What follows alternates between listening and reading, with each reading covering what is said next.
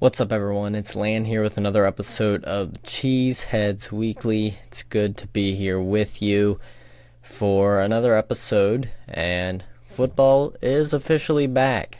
We are coming off of a Week 1 preseason, Week 1 win over the Cleveland Browns. We're going to break that all down, give you my players of the game on offense and defense, and also give my takeaways from the game, as well as a little bit of injury news here as we move forward into joint practices this week with the Broncos, and then another preseason game with the Broncos. Before we get into the show, just want to remind you to leave a comment on Spotify or YouTube, anywhere you can. That would be fantastic. I love to hear from you, ways to make the show better. You can tell me even how bad the show is now, or you can just give me some football related comment, just to kind of start some discussion that way. Also, there's polls every week on Spotify that you can participate in. If you're listening there, there is a link in the description of every episode to send in a voice message so we can get some discussion started that way. Also, you can rate the show on Spotify or Apple Podcasts. You can rate and review there.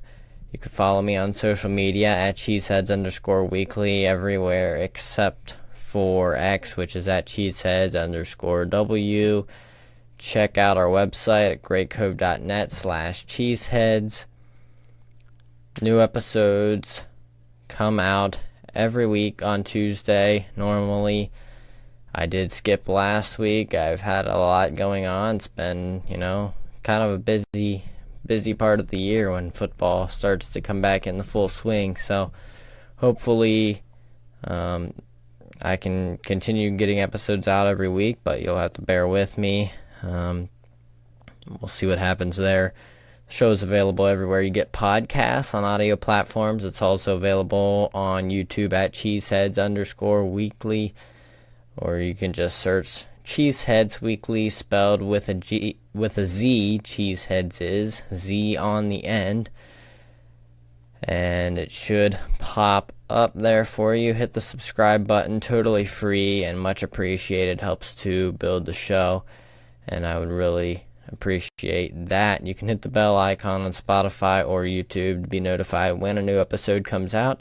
Also, tell your friends about the show. Probably the best way to get the show out to more people is to just tell someone you know about how great this is. Tell a fellow Packers fan how great you like this show. So, we'll get right into it.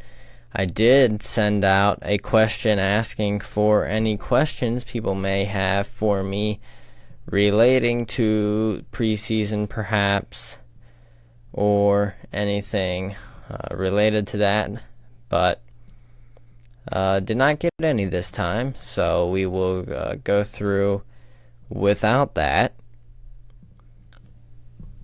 and I will just break it down as I saw it. I watched it live briefly, wasn't real engaged as it is preseason football. Watched the highlights after.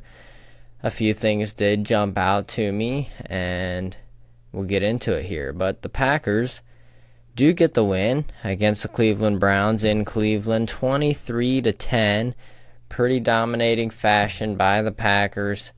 Jordan Love was in for one drive. He proceeded to throw a pass for -2 yards.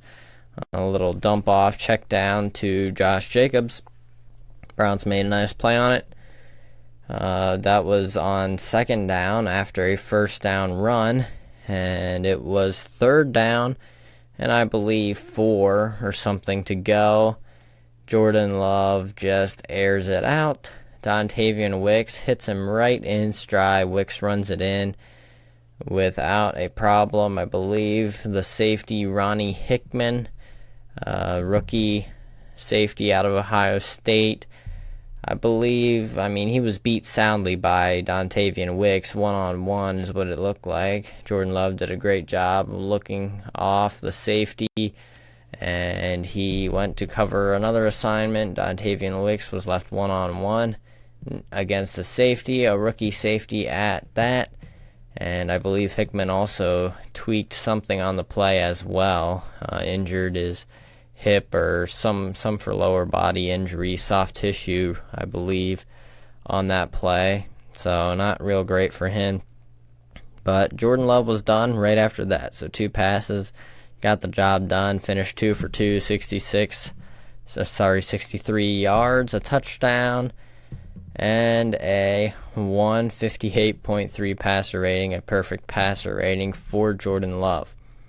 As far as other quarterbacks, Sean Clifford took the reins from there. He played the majority of the game at quarterback for Green Bay. He went 10 for 19 for 111 yards. No touchdowns, no interceptions, took a sack.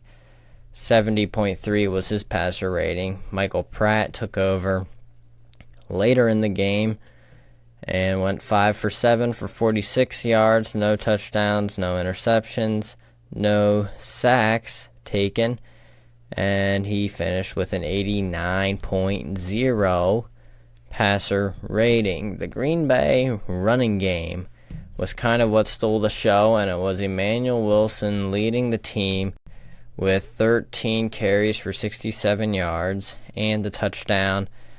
Josh Jacobs, I believe, played like 3 snaps, if I'm not mistaken.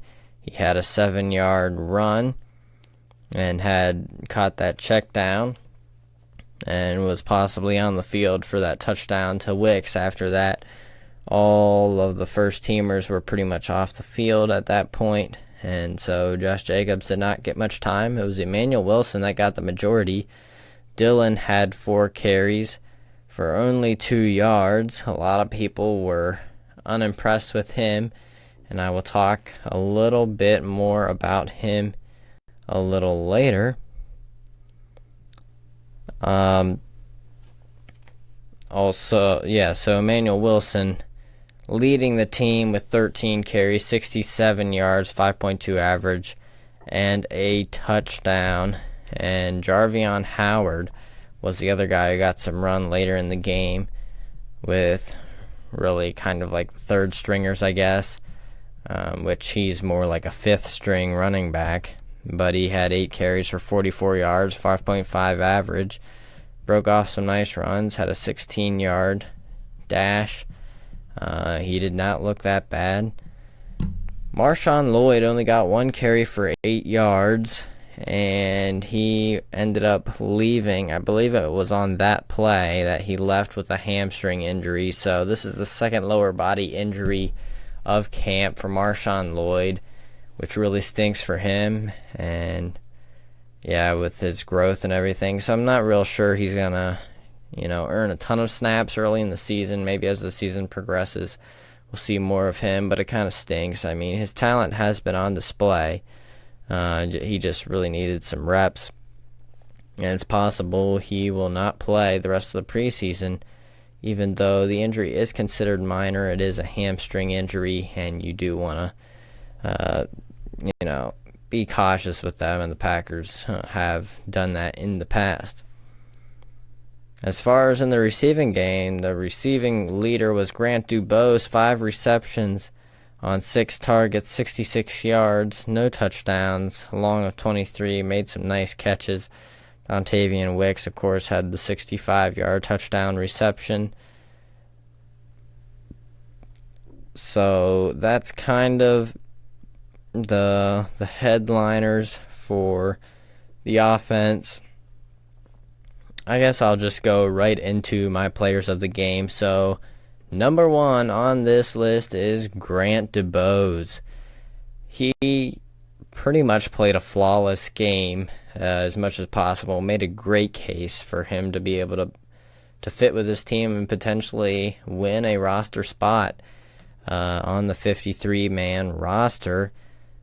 He, like I said, 5 for 6, 66 yards, made some nice tough catches, a toe-tapping catch, very slick. According to coaches, made some very good blocks in the run game. Impresses. He really had some clutch catches and some physical blocking. According to offensive coordinator Adam Stenovich, quote, Grant had a really good game the other day. Obviously, he made some pretty clutch catches, but his effort blocking was excellent as well. I was really pleased with him.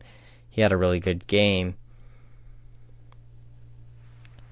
And Jason Vrabel, who is the passing game coordinator, according to him, Matt LaFleur showed a few of DeBose's reps as a blocker versus the Browns during a recent team meeting. So apparently he did pretty well because they're using him as an example for how other guys should play out there. So that is what we want to see from a fringe guy like Grant DeBose, really fighting for that roster spot. So should be interesting how that works out. And I mean, the competition was off the charts in this game, and it should be really interesting to see how the roster shakes out because things were not decided. I think we ended up with more questions after this game with all the many players that showed up and showed out in this one. Obviously, there were some negatives as well, but we'll get into maybe a few of those in a minute. My second player of the game on offense would be Emmanuel Wilson. Again, led the team in rushing, made some really nice runs, and was really impressed with him overall. Got in for a touchdown. One of 2 touchdowns on the day.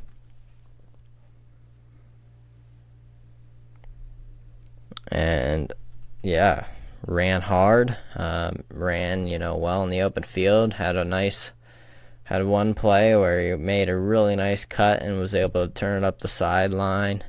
Kind of vintage Emmanuel Wilson as we remember him from the preseason last year.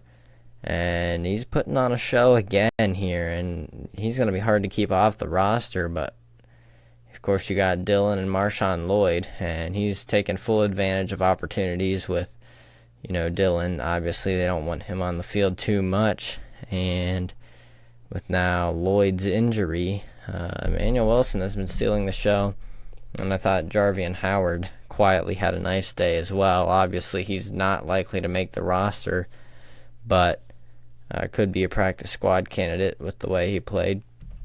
Thought he ran hard. And, broke off some nice runs. And he is my third player of the game. Kind of a little bit of a sleeper pick there on offense. And there's certainly other guys I could go with. I thought about Jordan Love or Dontavian Wicks. Kind of just came in and checked a box that, hey, we're back. Jordan Love just got paid, comes out there and hits a deep ball, which he struggled with. He did struggle with deep balls sometimes, and he threw an absolute dime in there.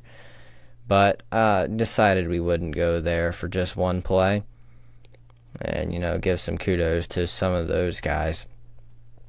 On the defensive side of the ball, I thought Lucas Van Ness was fantastic, kind of all over the place, made some really great plays in the run game. I'm not sure if he did actually have a sack. I'll just check here. He did have one sack. I guess, his sack was kind of cleaning up a pressure that was started by Devontae Wyatt from the interior. Devontae Wyatt was actually very good as well in the few snaps he played. But 3 tackles for loss, including that sack, 2 quarterback hits, 3 total tackles for Lucas Van Ness. Made some nice plays in the run game as well. Kind of dominated against a lot of backups on the offensive line for the Browns. And so he looks primed for a second-year jump. Obviously, this is against backups, but, that's the first step to dominate against weak competition. And hopefully he can take a step here in year 2 and turn into a nice, rotational guy there at defensive end. Colby Wooden also had a sack in this game on a Lucas Van Ness pressure. I believe that was his second quarterback hit. Lucas Van Ness delivered a hit and did not quite get the job done. And Colby Wooden kind of finished the deal then. But number 2 on my list of defensive players of the game would be Evan Williams, the rookie safety. And I thought we saw some good things from all the rookie safeties. Javon Bullard as well. Javon Bullard, I don't believe, was on the field quite as much. Evan Williams was out there, very aggressive as a tackler. Very nice tackling in space. Made some really great tackles. Had a forced fumble against John Kelly, the running back for the Browns, and just really kind of set the tone there. Kind of was an enforcer in the run game, and really any play, he was always around the ball. He was kind of all over the place, and so I was really impressed with him. And he's had a really good camp so far, so I think, we think this is Bullard's job, and Bullard has had a nice camp as well, but Williams is certainly putting up a fight. He's going to have some say in it as well, and he could earn himself significant playing time throughout the season. Number 3 on the defense, cornerback Robert Rochelle, kind of another one of those fringe guys. It's possible he could make the roster if he could beat out a guy like a Corey Ballantyne or someone like that, which I'm not sure if Ballantyne did play, made 1 tackle, so I'm not sure how many snaps he played or anything, but haven't heard a lot from his side of things, through camp. Don't know if that's a good or a bad thing. But Rochelle, had a few pass breakups, looked really good from what I could see. And so that's obviously good for his chances of making the roster. As far as my major takeaways of the game, just their depth of the roster. So many players were making plays. The quarterbacks, the battles just kind of got harder to figure out because there were just so many great plays from a bunch of different guys. And so I think this is going to be really interesting. Obviously, you got to decide if you're going to keep a third quarterback. Michael Pratt looked pretty good. Sean Clifford looked pretty good. Clifford still seems to be the clear number 2, but Pratt, he's having himself a nice little camp quietly. And so we'll see how that works. Obviously, if Pratt does good enough, if you try to send him to waivers and then try to sign him to practice squad, it's possible he would be claimed because good quarterbacks are coveted in this league. So it's possible they'll have to keep him on the roster. Kind of a little bit of a dilemma there. Emmanuel Wilson, what happens if he makes it? Marshawn Lloyd has a hamstring injury. A.J. Dillon rushed 4 times for 2 yards, and just to talk about him, the times he rushed kind of got stuffed. Could not pick up a first down on, 3 straight attempts, I believe. 2nd and 1, 3rd and 1, 4th and 1, couldn't pick it up. And all 3 of those plays was really terrible blocking, which Matt LaFleur did say he would have liked Dillon to run with better leverage and a lower pad level, but the blocking was really bad. There was really nowhere for him to go there, so obviously the haters are like, all right, we just got to get rid of this guy. Dillon hasn't really lived up to the hype so far in his career, but really I don't see anything that was really his fault there, and so we'll certainly something to monitor. And I don't think A.J. Dillon is going to, ever be a really great back. But I think he can be solid, as a little bit of a change of pace type guy. So we'll see how that works out for him. And Obviously, the Lloyd injury is something to monitor, and, Emmanuel Wilson could make that roster. As far as another takeaway I had was just the good running game in general. They didn't block well for Dillon at all, but I saw some movement up front, especially for Emmanuel Wilson, and some for Jarvian Howard as well. Like, I saw some things happening there, and just also both of those guys had great runs themselves. So I thought the running game looked really well, and that's something Matt LaFleur is going to want to do throughout the season, is run the ball a lot and establish a great run game. So if they're able to do that, that would be really great. And it's great that these guys can get experience, run blocking, and Emmanuel Wilson as well. May have to step in if there's a lot of injuries or something. So we'll see how that all shakes out. But definitely, this game was kind of scripted and run kind of the way Matt LaFleur likes to run his offense. Obviously very vanilla, not a ton of exotic looks or anything, but lots of running the ball, and effective. They were very effective doing that. A few end arounds. Julian Hicks did a nice job on an end around, made a nice catch as well in that game. Not likely to make the roster in a crowded receiver room, but potentially a practice squad candidate with that performance. Rookie safeties are showing up. I already kind of mentioned that with Evan Williams, but him and Javon Bullard really showing up. Kadano Ladapo did not play, so it should be interesting to see what he can do. He has been participating in training camp again after recovering and rehabbing a foot injury he suffered, or a surgery he had earlier in the offseason, I guess it was recovering from that. He's been practicing, and according to Matt LaFleur, he is expected to play in next week's game versus the Broncos. And then just really tight competition at wide receiver. Grant DeBose really did a great job.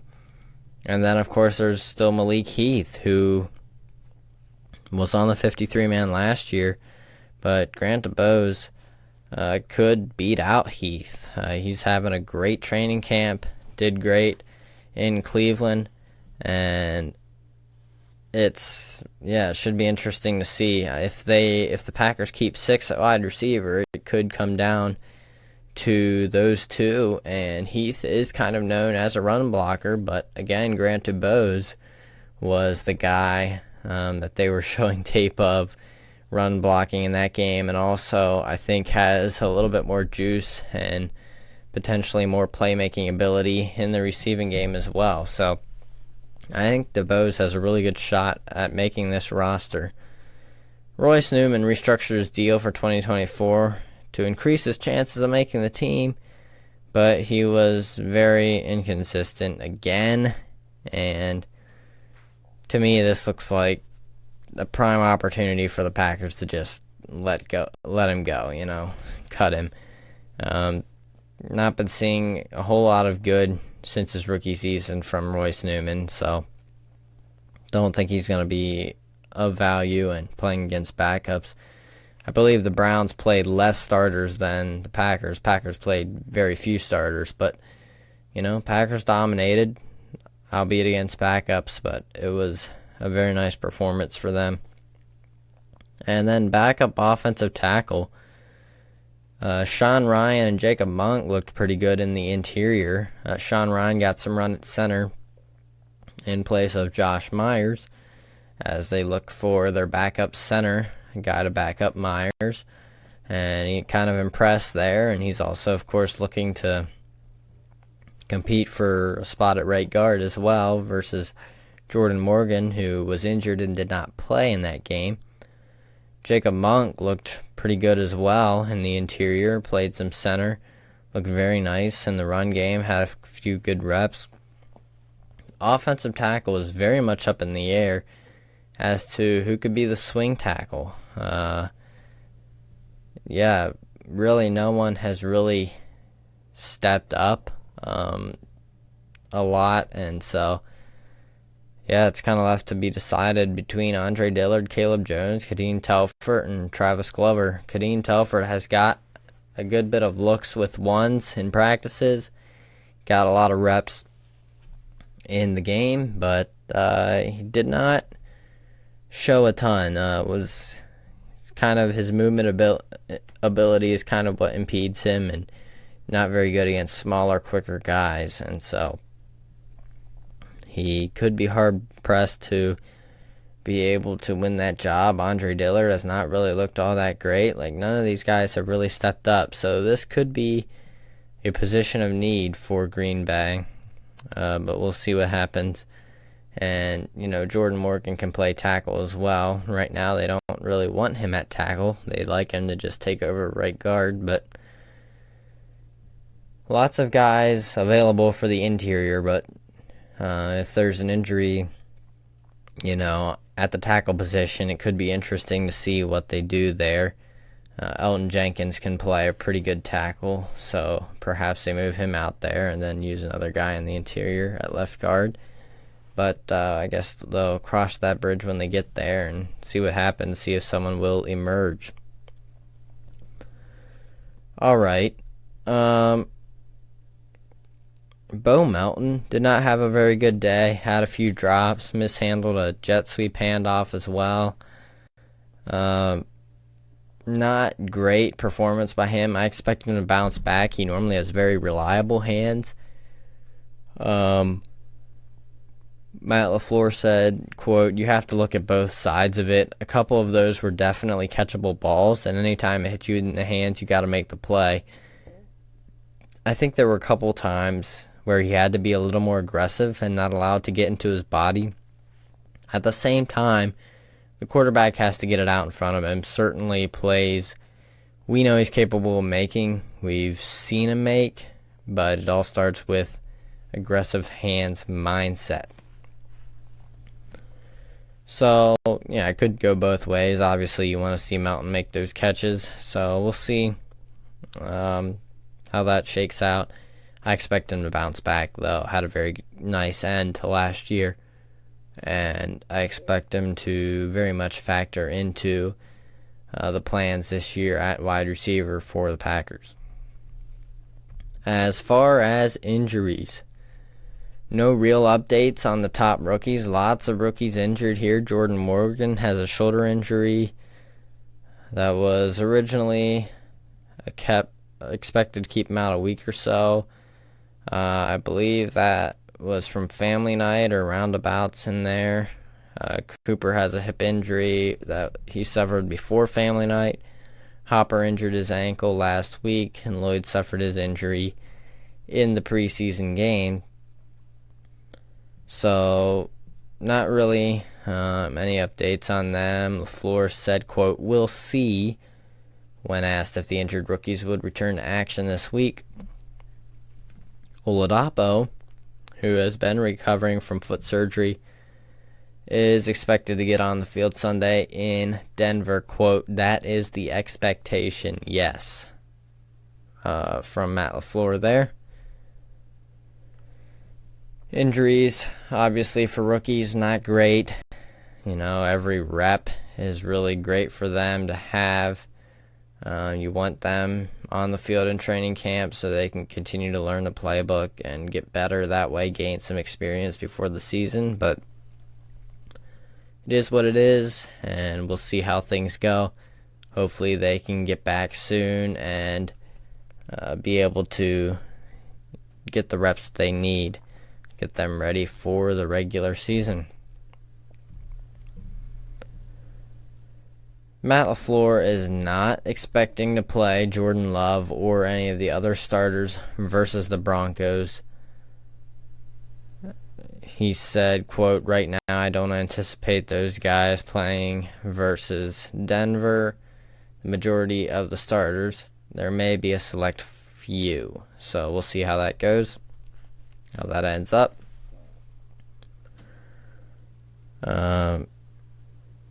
LaFleur said it was good for them to just be able to get out there for, a little bit in the game knock some rust off, whatever, and get that game feel back. But doesn't want them out there to get injured, obviously, so they probably will take plenty of reps in the joint practices, but not very many in the games, if any.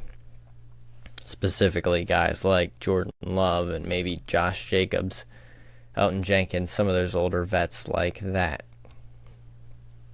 All right. That is about all I have to offer for this week's episode of the show. Pretty much all preseason related. Not a super long episode, which is not necessarily a bad thing. So hopefully you all enjoyed it. It's great to have football back. Hopefully you're enjoying that as well. And should be an exciting week coming up. Some joint practices in Denver, and then a preseason game there, and then, got one more. Then it's a regular season starting Friday in Brazil versus Philly, so that should be interesting. Thanks for listening, everybody. I appreciate all the support that you all have given.